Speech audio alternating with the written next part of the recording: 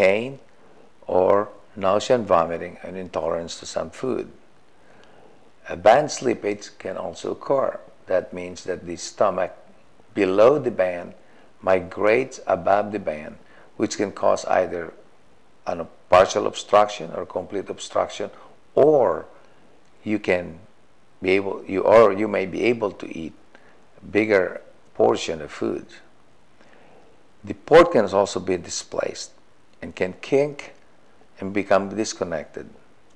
The band can leak. The port can become infected. Esophageal spasm sometimes happens, which can cause severe chest pains. Esophageal perforation has been reported in the past. Reflux disease can be aggravated. Inflammation of the esophagus or stomach can occur. And I perform my adjustments under fluoroscopy, so the patient will be exposed to X-ray. Allergic reaction to the band may occur. If this happens, we have to remove the band. Vertical sleeve gastrectomy is a form of restrictive surgery. This is also associated with decrease in secretion of ghrelin, since 70 to 80% of the stomach is removed. One of the advantages of vertical sleeve gastrectomy is that the pylorus is intact. So the patient will not develop a dumping syndrome or the sudden influx of food into the small bowel, since the pylorus will only allow a small amount of food to pass through at a certain time. And this will also give a restrictive component, since the food will stay in the stomach longer. This is the picture showing the sleeve gastrectomy. Sometimes this is called banana surgery because the remaining stomach resembles a banana. What are the recent complications of vertical sleeve gastrectomy? Leak is the worst complication of vertical sleeve gastrectomy. It's been reported that it takes a longer time for the leak to heal. If it is so happen, it may require more surgeries and prolonged feeding through the vein or directly to the small bowel. What's the advantage of sleeve gastrectomy? The weight loss success rate is between the gastric bypass and adjustable laparoscopic banding. However, my 2.5 years of experience in performing vertical gastric sleeve gastrectomy, the rate of weight loss of my patients is almost similar to the laparoscopic urinary gastric bypass. However, we don't have a long-term statistics yet. Shorter surgery time takes about 30 minutes to perform the surgery. Since the pylorus is not bypassed, the patient does not have the dumping syndrome. There's no malabsorption, so there's decreased appetite because 70 to 80% of the ghrelin hormone is removed. The biggest disadvantage, if you call it disadvantage, is irreversibility. There's a higher leak rate compared to adjustable banding and also from gastric bypass.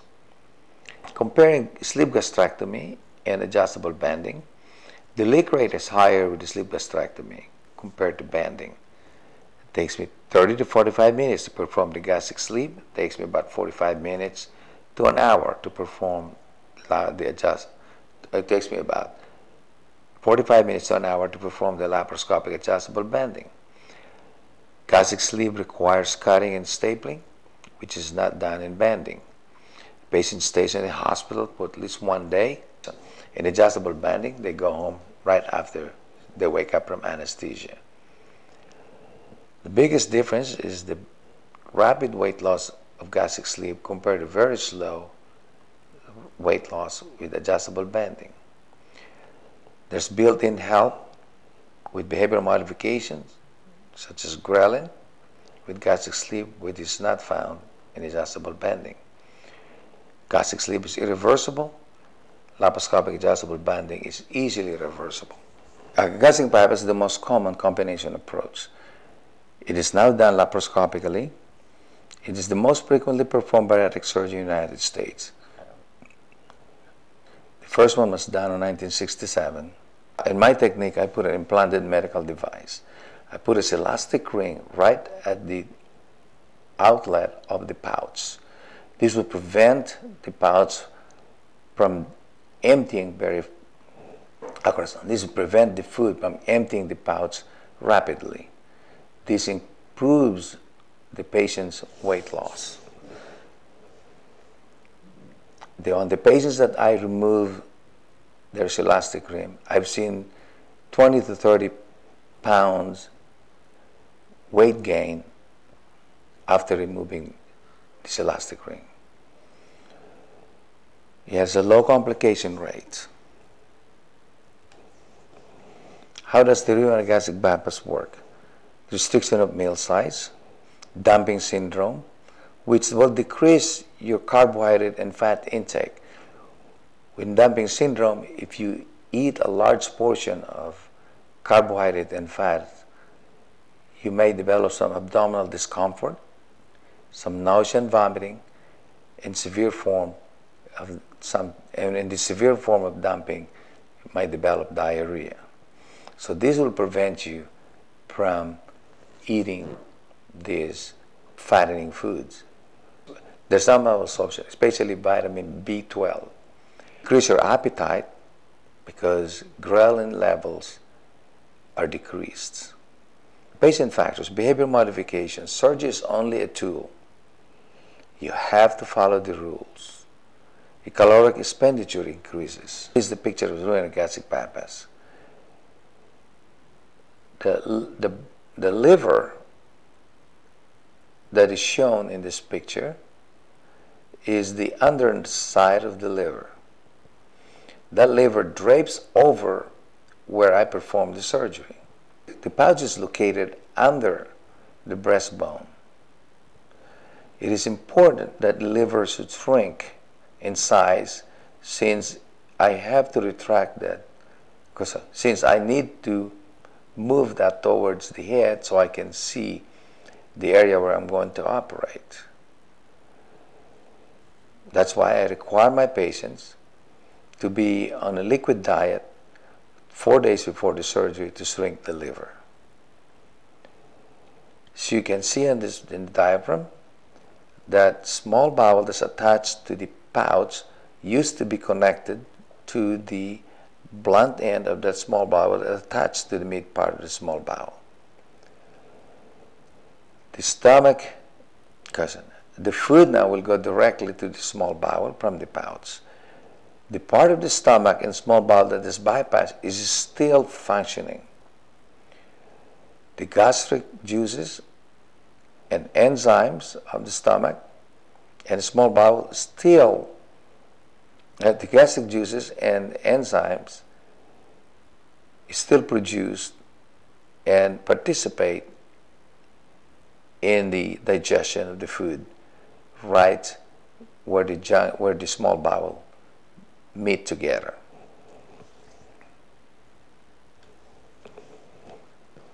What are the risks and complications of renal gastric bypass? Dehiscence or separation of the tissues where I stapled. This will cause 2 leaks. If this happens, might require another surgery and feeding through the vein or directly to the bypass stomach. Ulcers can develop if you're taking ibuprofen or any ulcer-producing drugs. Dumping syndrome, as I stated earlier, is an unpleasant side effect, but it is good in the sense that he will force you to eat the right food. Supplementation of multiple vitamins is required. The most important one is a vitamin B12. You have to take multiple vitamins for the rest of your life. You have to supplement. You have to take supplemental calcium, iron, and vitamin D. The bypass stomach, duodenum, and jejunum cannot be seen by endoscopy or upper GI x-rays. We should use other modality to check them. There is also report of some increased gas on some patients. Advantage of gastric bypass is rapid initial weight loss. Laparoscopic surgery approach is possible and has the longest experience in USA, and it's a higher total average weight loss comparing the gastric,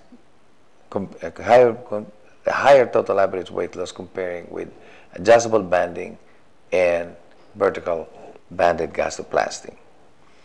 The disadvantage, there is cutting and stapling of the stomach. There are more operative complications than the other surgeries. Portion of the digestive tract is bypassed, reducing absorption of essential nutrients. Complications due to malabsorption has been reported. It's not adjustable. There's a higher mortality than the other surgeries.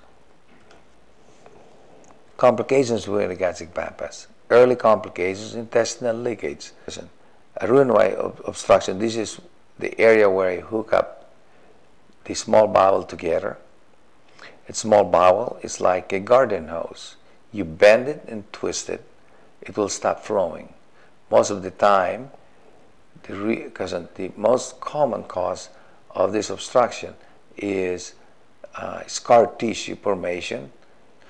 They can be repaired laparoscopically and usually done an outpatient procedure. You will see a cardiologist and undergo extensive testing and examination.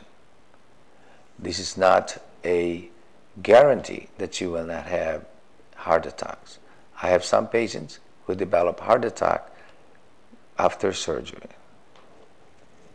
PE, pulmonary embolus, that's a blood clot that's produced usually in the lower extremities and the pelvis, that's dislodged and goes to your heart, that goes to your lungs and stop the circulation in the lungs. There are several factors that increases the risk of developing blood clots. Obesity is one of them, old age, dehydration, immobility. The theory is that if the venous blood does not circulate, it can coagulate inside the blood vessels. Obese patients, bariatric patients have three predisposing factors to produce blood clots. First is the obesity, second is dehydration,